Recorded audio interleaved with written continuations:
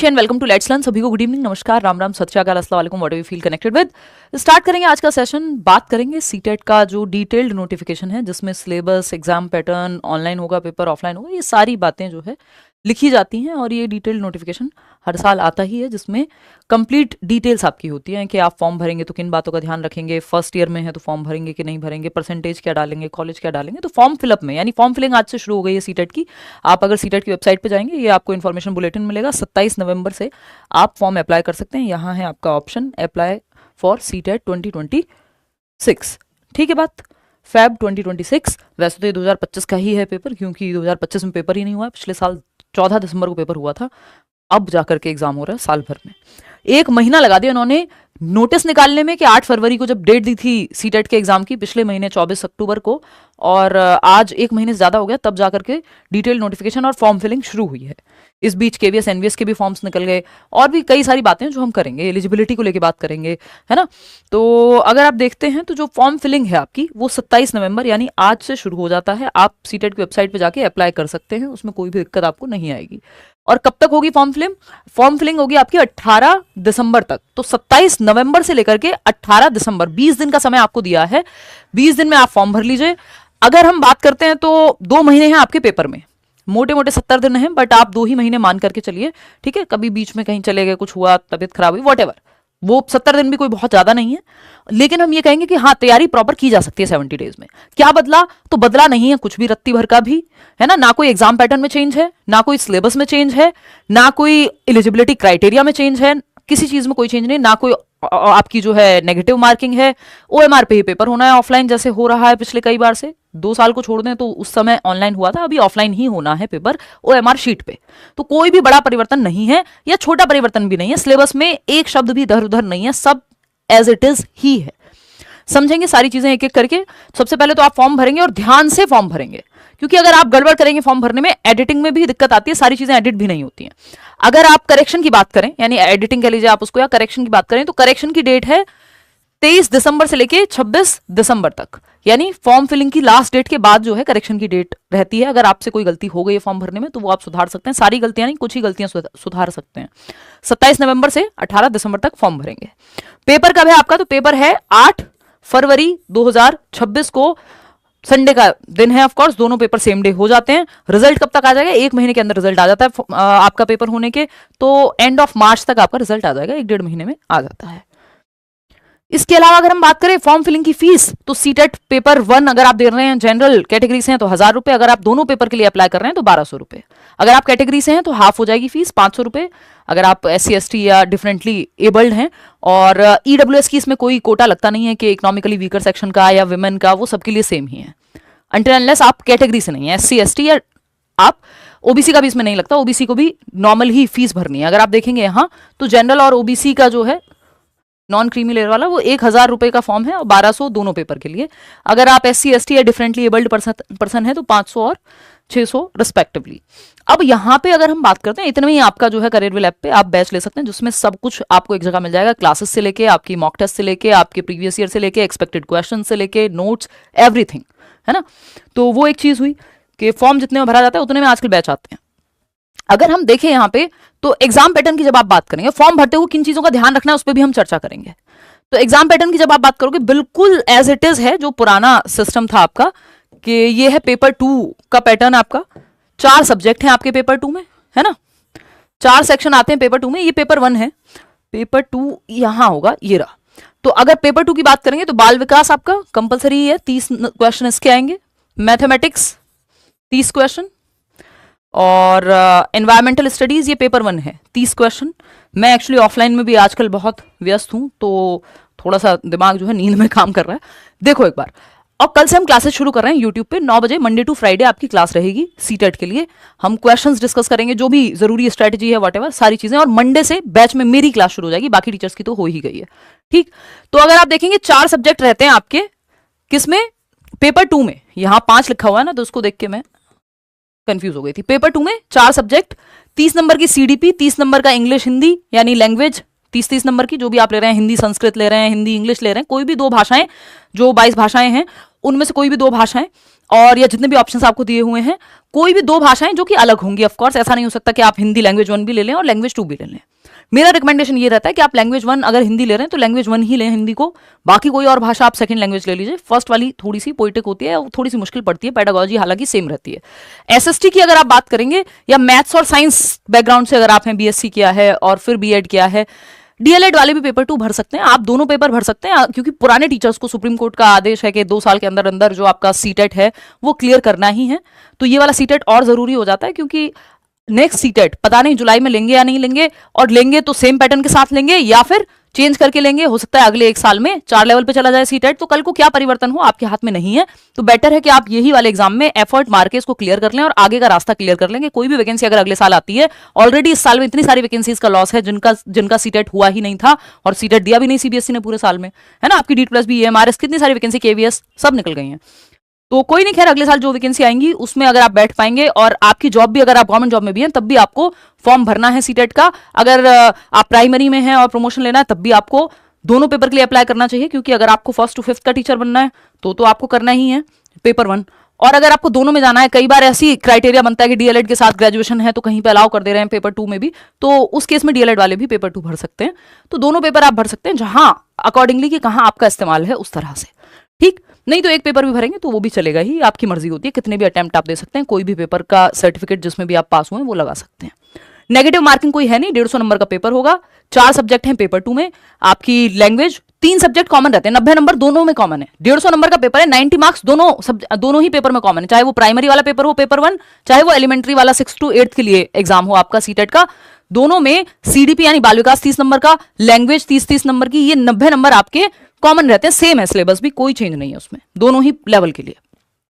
बस ये 60 नंबर में चेंज होता है कि एसएसटी और साइंस आ जाएगा, सॉरी मैथ्स और साइंस आ जाएगा अगर आप साइंस बैकग्राउंड से हैं, और एसएसटी आ जाएगी जो कि 6 to 8 की एनसीईआरटी ही आती है, और उसमें 20 नंबर की पेडागोजी होगी, 40 नंबर की एसएसटी होगी।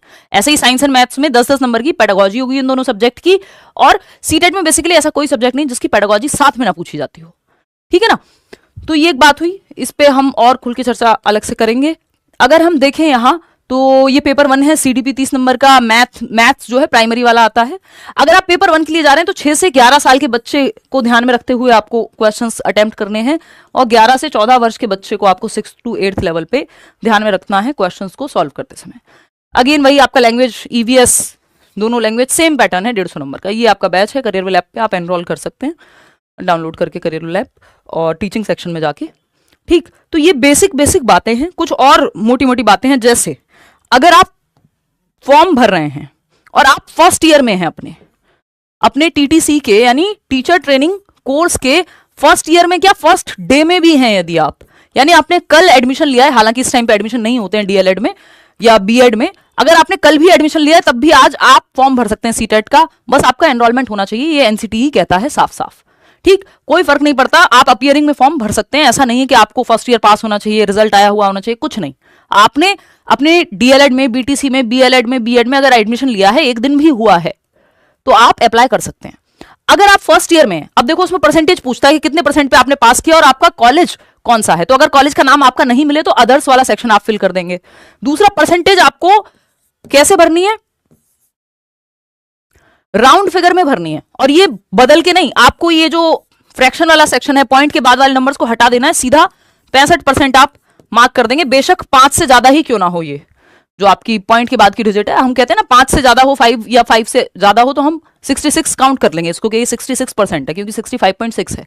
बट आपको फॉर्म में ये पॉइंट को पूरा ही इग्नोर कर देना है, पॉइंट के बाद वाले नंबर को जस्ट 65% आप फिल करेंगे। अगर आप फर्स्ट ईयर में है तो फर्स्ट ईयर की परसेंटेज भर दीजिए।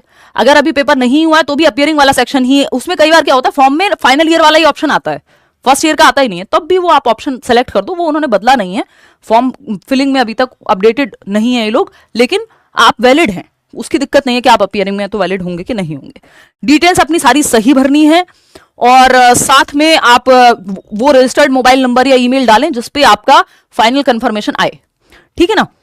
कुछ और महत्वपूर्ण बातें हैं कि जो आपका एग्जाम है वो हो जाएगा, यहाँ कुछ डेट्स थी गिवन कि 2 दिन पहले आपका वो आ जाता है एडमिट कार्ड, वो अभी दूर की कहानी है, अभी आप तैयारी कर लें तो वो बेहतर रहेगा। ये सब चीजें तो बाद में भी होती रहेंगी। आते हैं इंफॉर्मेशन बुलेटिन पे, कुछ जरूरी बातें यहां भी देख लेते हैं।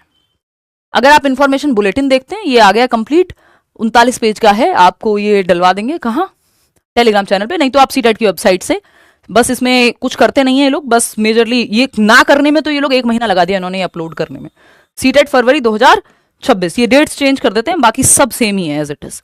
अगर आप बात करेंगे यहाँ 27 नवंबर से 18 दिसंबर तक फॉर्म भर रहे हैं, 8 फरवरी को पेपर है, मॉर्निंग में होता है पेपर 2, इवनिंग में होता है 2:30 बजे से 5 बजे तक पेपर 1, सुबह 9:30 से 12 होता है, आपका 2.5 घंटे का पेपर होता है, 150 question, 150 minute, no negative marking. ठीक है, ये एक बात क्लियर है। पेपर 2 में 4 सब्जेक्ट, पेपर 1 में 5 सब्जेक्ट। ठीक है, ये आपका टाइमिंग है जो मैं ऑलरेडी आपको बता चुकी हूँ, 8 फरवरी का ये बुलेटिन है। अगर आप सिलेबस पे जाएंगे अब, तो यहां आप देख पाएंगे कि सिलेबस में कोई भी रत्ती भर का परिवर्तन जो है वो नहीं है ना, कोई भी चेंजेस नहीं है पेपर 1 में ना पेपर 2 में।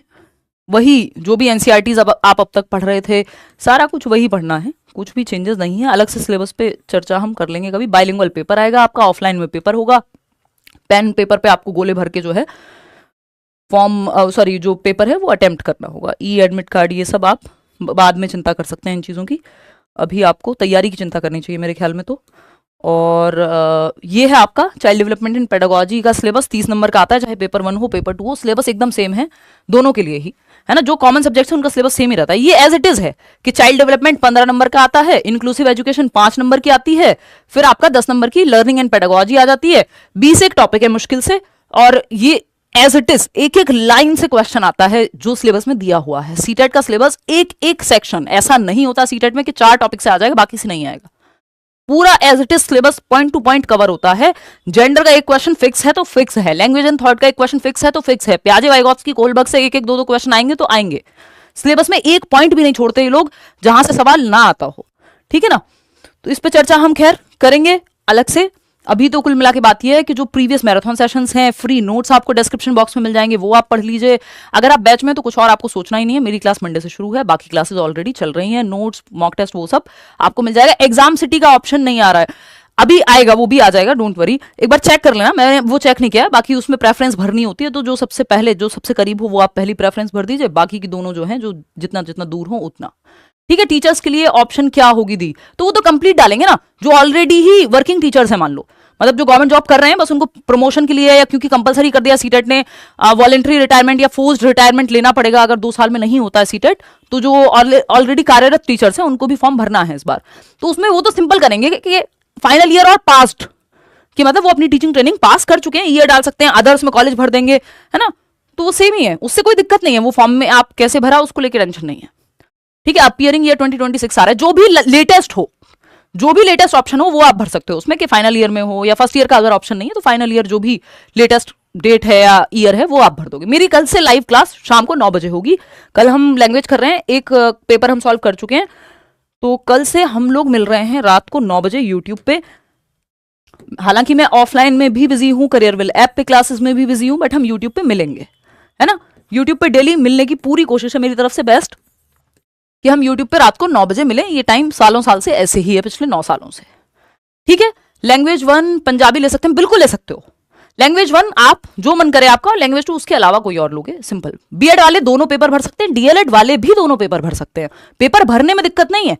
बीएड वालों को प्राइमरी में मौका नहीं मिलेगा वो एक अलग बात है, लेकिन अगर कल को मिल जाए, जो कि होना असंभव के बराबर ही है अभी तो, क्योंकि सुप्रीम कोर्ट ने ऑर्डर दिया था, अगर नहीं भी मिलता है, मान लो आप पुराने समय से लगे हुए हो और आपको प्राइमरी में लगे हुए हो, मान लो भाई पहले तो बीच में जॉब मिल ही रही थी ना लोगों को, तो अब अगर आपको उस पर एलिमेंट्री लेवल पे जाना है प्रमोशन के लिए भी तो चाहिए होगा ना पेपर 2, फिर तो उस केस में आप दोनों ही भर के चलो, अगर आप पहले से कार्यरत हो तो।